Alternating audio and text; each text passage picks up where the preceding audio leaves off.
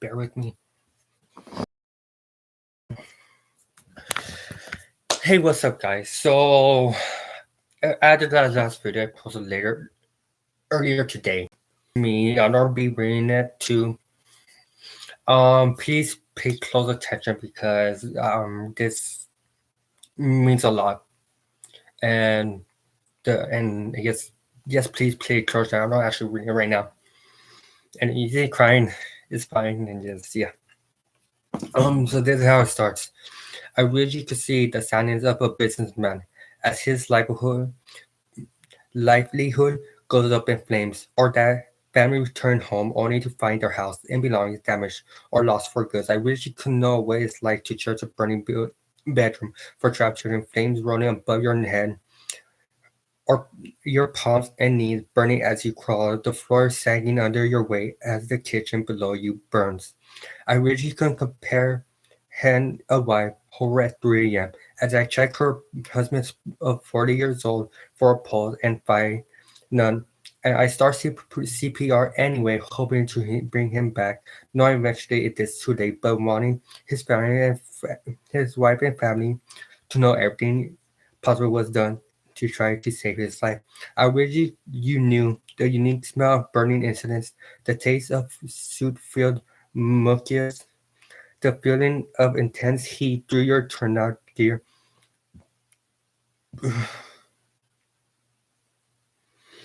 the sound of flames crackling, the the eeriness of being able to see absolutely nothing in the dense smoke sentence that I've become too familiar with. I wish you could understand how it feels to go to work in the morning after having spent most of the nights in hot and soaking wet out of multiple alarm fire.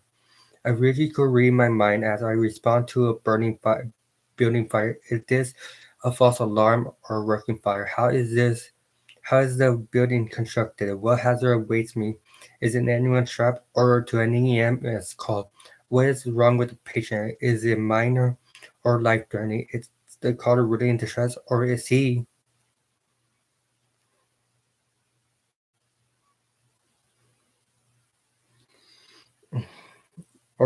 waiting for us with a 2x4 or a gun?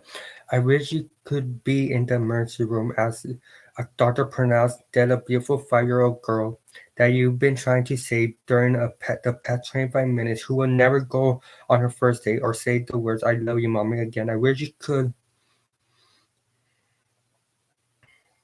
know the frustration I feel in the cab of an engine or my personal vehicle, the driver with his foot pressing down hard on the pedal, my arm tugging again and again at the air horn chain as the fail to yield the right of the way at an instruction or in traffic when you need us, whoever your first comment upon our arrival will be. It took you forever to get here. I wish you could know my thoughts as I help extract a girl from teenage years from the remains of her automobile. What if this was my sister, my girlfriend, or friend? What were her parents' reaction going to be when they opened the door to find a police officer with with a hat in hand?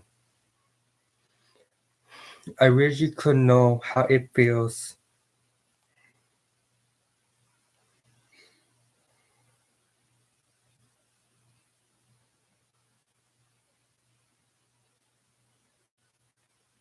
I wish you could.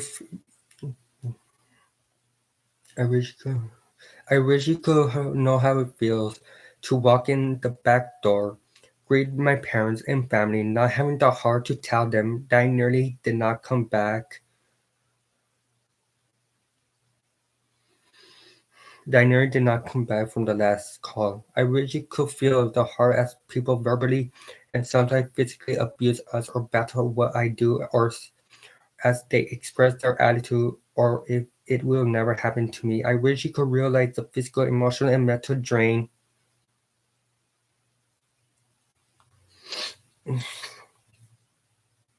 or missed meals, loss of sleep, or fraudulent social activities and attention to all the tragedy my eyes have seen. I wish you could know the brotherhood, the satisfaction of helping save a life, or of preserving someone's property, or being able to be there in the time of chaos to create order from total chaos. I wish you could understand what it feels like to have a little boy tugging at your arm asking, Is mommy going? Is mommy okay? Not even being able to look in his eyes without tears from your own, and not knowing what to say, or to having to hold back a longtime friend who watches his buddy having rescue breeding done on him as they take him away in the ambulance. You know all along he did not have his seatbelt on. A sentence that I have become too familiar with. Unless you have lived this kind of life, you will never truly understand or appreciate who I am, where we are, or what our job really means to us. I wish you could though.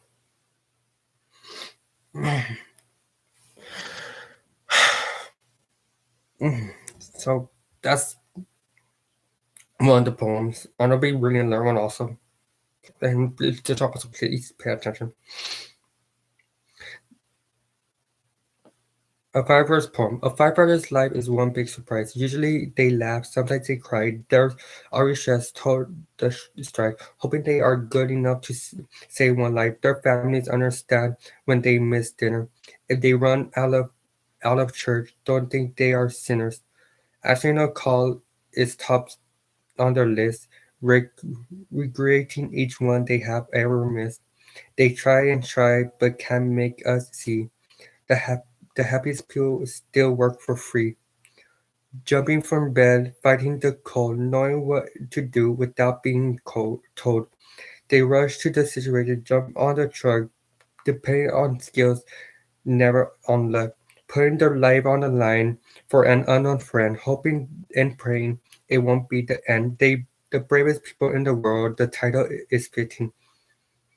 They all do their best, never come close to quitting. Next time you see them, all all their lights blinking, take just a minute to think what they are thinking.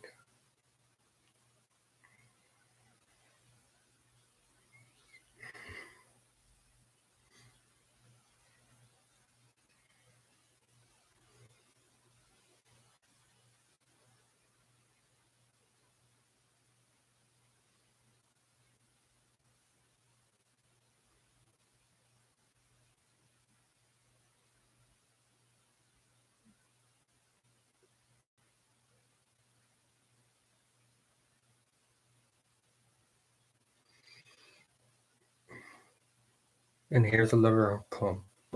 A firefighter glove. A firefighter glove hold many things, from elderly arms to a kid's broken swing, from the hands they shake and the bags they pat, to the tiny claw marks of another tread cat. At 2 a.m., they are filled with the crumb from a DWI who was on her way home and equipment they used to roll back the dash. From a family of six she involved in the crash. The brush rakes and spring wear the palms out when the wind does a 90 to fill them with the doubt. The thumb of the glove wipes the sweat from the brow of the face of a firefighter who matches what no. They hold inch and three quarters flowing and safety vibes so the ones going in come back out alive when the regulator goes, then there is not too much. But the bypass bomb they eagerly clutch. The rescue equipment, the ropes, the collars, the lives that they saved never measured in dollars, or the obvious things fiber gloves hold, or so that is what I've been always told. But there are other things fiber gloves touch.